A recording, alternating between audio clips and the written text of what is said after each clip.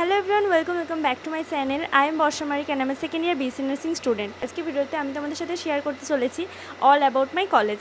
So আমাদের কলেজটা কীরকম, কোথায় অবস্থিত, আর আমাদের ক্লাস কেমন হয়, ওয়ার্ড ডিউটি কেমন হয়, সমস্ত কিছু ডিটেলস আজকে আমি তোমাদের জানাবো এই ভিডিওর মাধ্যমে। তো ভিডিওটা ফার্স্ট থেকে লাস্ট পর্যন্ত অবশ্যই দেখবে। ভিডিওটা ভালো লাগলে একটা লাইক করবে, চ্যানেলকে সাবস্ক্রাইব করে যেতে একদম ভুলবে না। সো চলো without any further delay let's start this video. তাই তোমাদের সকলের ডাউট ক্লিয়ার করি। অনেকেরই কোয়েশ্চেন থাকে যে দিদি তোমাদের কলেজের নাম কি। আমাদের কলেজের নাম হলো government college of nursing Saratchandra Chattopadhyay government medical college and hospital, যেটা উলুবেড়িয়ায় অবস্থিত। তো আমাদের কলেজটা উলুবেড়িয়ায় অবস্থিত, যেটা হচ্ছে হাওড়া ডিস্ট্রিক্টের আন্ডারে পড়ে। কলেজের ফার্স্টে আসি যে কলেজের বিল্ডিং বা সমস্ত কিছু নিয়ে। তো ফার্স্ট হচ্ছে আমাদের কলেজের নিজস্ব কোনো বিল্ডিং নেই। আমাদের কলেজের, হ্যাঁ এটা সত্যি, আমাদের কলেজের নিজস্ব কোনো বিল্ডিং নেই। তো আমাদের ক্লাস হয় কোথায়? আমাদের ক্লাস হয় জিএনএমের বিল্ডিংয়ের আন্ডারে। তো আমাদের যেটা মেনলি জিএনএমের বিল্ডিং, ওটা হচ্ছে জিএনএম হোস্টেল প্লাস জিএনএমের তার 3টে ইয়ার মিলে যে পড়াশোনাটা হয়, সেই অ্যাকাডেমিক বিল্ডিংয়েরই ওপরের তলাতে আমাদের বিএসসিদের ক্লাস হয়। তো এখনও পর্যন্ত আমাদের কলেজে 3টে ব্যাচ রয়েছে। আপনারা যারা আসবেন তো তারা হচ্ছে 4 নম্বর ব্যাচ, মানে 4টি ইয়ার কমপ্লিট হবে। এখনও 3টে ইয়ার নিয়ে আমাদের কলেজটা হচ্ছে। তো নিচের তলাতে হচ্ছে আমাদের জিএনএমদের পুরো একাডেমিক, মানে ওদের পড়াশোনা হয় বা স্কুল যেটা হয় সেটা হচ্ছে নিচের তলাতে হয়। তার উপরের তলায় হচ্ছে আমাদের বিএসসিদের রুম রয়েছে এবং অন্যান্য ফ্যাকাল্টিদের রুম রয়েছে। আর তার সাথে রয়েছে আমাদের সিনিয়র দিদিদের একটা রুম। আর তার উপরের তলাতে রয়েছে আমাদের, মানে আমরা সেকেন্ড ইয়ার এবং ফার্স্ট ইয়ারের হচ্ছে ক্লাসরুম। তো এই হচ্ছে আমাদের মানে কলেজের ইনফ্রাস্ট্রাকচার। আমাদের নিজস্ব কোনো বিল্ডিং নেই এখনও পর্যন্ত, সেটা ভবিষ্যতে হয়তো হবে বা হচ্ছে, কিন্তু এখনও পর্যন্ত আমাদের বিএসসিদের কোনো নিজস্ব হোস্টেল নেই প্লাস ক্লাসরুমও নেই নিজস্ব। তো এরপরে আসা যাক যে অনেকে কোয়ারি ছিল যে উলুবেড়িয়া জায়গাটা কীরকম। তো উলুবেড়িয়া জায়গা মোটামুটি ভালোই, এলাকা ঠিকঠাক, খুব ভালোও না আবার খুব খারাপও না, একটু সামনে চলতে হয় মাঝে মাঝে, ঠিক আছে। তো দেখো একটা ব্যাপার হচ্ছে যে এখন কোনো জায়গায় ভালো না, কোনো জায়গায় সেফ না, ঠিক আছে। কলকাতার দিকে কলেজ নিচ্ছ মানে সেটা যে খুব সেফ, আর এই রকম ভেতরের দিকে কলেজ নিচ্ছ মানে যেটা সেটা আনসেফ, সেরকম কোনো ডেফিনেশন নেই। কোনো জায়গার আমরা কোনো রকম ডেফিনেশন দিতে পারি না।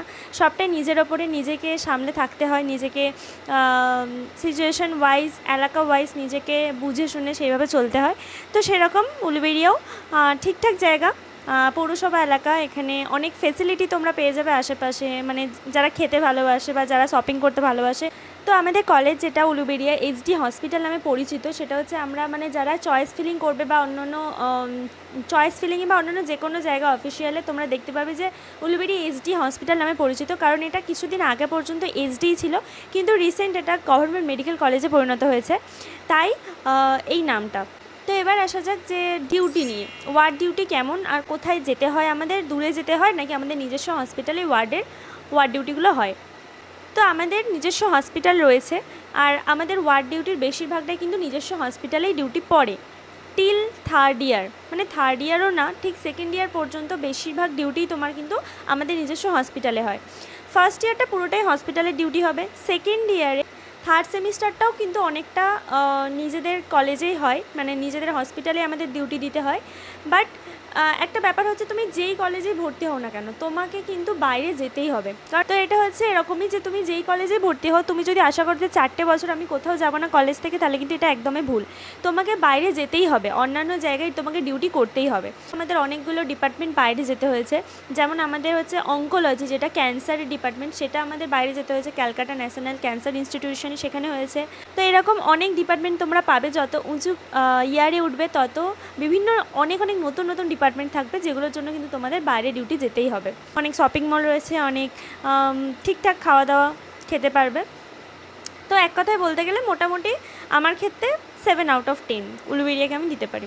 তো এরপর আসা যাক যে অনেকেই কোয়েশ্চেন করছিলে যে দিদি তোমার থাকা খাওয়া খরচা কীরকম পড়ে, বা তুমি কীরকমভাবে থাকো, কোথায় থাকো, কীরকমভাবে মানে খাওয়া দাওয়া করো। তো দেখো, যেই সমস্ত কলেজগুলোতে হোস্টেল পাবে না তোমরা, সেখানে দু ধরনের থাকার অপশান থাকবে। ফার্স্ট হচ্ছে মেসে থাকা। এবার প্রতিটা জায়গায় মেস থাকবে কি থাকবে না সেটা জায়গাটার উপর ডিপেন্ড করে, আমি জানি না সব জায়গায় মেস আছে কি না। তো মেস হচ্ছে এমন একটা মানে জায়গা যেখানে তুমি প্রায় হোস্টেলের মতো করেই থাকতে পারবে। সেখানে একজন মেসের মালিক থাকেন, যাকে তোমাকে প্রতি মাসে পার্টিকুলার অ্যামাউন্ট অফ মানি তাকে দিয়ে দিতে হয়। তার পরিবর্তে তুমি কি পাবে, তুমি 2 টাইম সেখান থেকে খাবার তোমাকে প্রোভাইড করা হয়। আর রুমে যে তুমি থাকবে, রুমের খরচা বা ইলেকট্রিসিটি বা জল খরচা সমস্ত কিছুটা কিন্তু ওই অ্যামাউন্টটার মধ্যে ধরে নেওয়া হয়। তো এটা হচ্ছে মেসে একসঙ্গে অনেকজন থাকে, এটা প্রায় হোস্টেলেরই মতো। তো আমি বেসিক্যালি মেসে থাকি। আমরা অনেকজন বন্ধু একসঙ্গে একটা মেসে থাকি, যেটা কিনা আমাদের সিকিউরিটি দাদাদেরই মেস। তুমি রুম ভাড়া নিয়ে থাকা, অনেকে আমার বন্ধুরাই অনেকে রুম ভাড়া নিয়ে থাকে। মানে তুমি একটা পার্টিকুলার রুম একটা নিয়ে নিলে, তো সেই রুমের মানে রুমটা হচ্ছে একটা বাড়ির মালিকের হবে নিশ্চয়ই। তো সেই বাড়ির মালিককে তোমাকে রুমের ভাড়াটা দিতে হবে আর ইলেকট্রিসিটি বিলটা দিতে হবে। বাকি বাদ সেখানে খাওয়া, সেটা তোমার নিজের ওপর ডিপেন্ড করে তুমি কীভাবে খাবে। অনেকে সেখানে রান্না করে, মানে ইন্ডাকশান নিয়ে গিয়ে অনেকে রান্না করে খায়, বা অনেকে অনলাইনে এখন অর্ডার দিয়ে মানে খাবার ডেলিভারি দিয়ে যাওয়া হয়। তো এই ব্যাপারগুলো কিন্তু ওখানে হয়ে যায়। তুমি খাওয়াটা তুমি নিজে থেকে ম্যানেজ করে নিলে, একটা রুমে তুমি থাকবে তোমার মতো করে।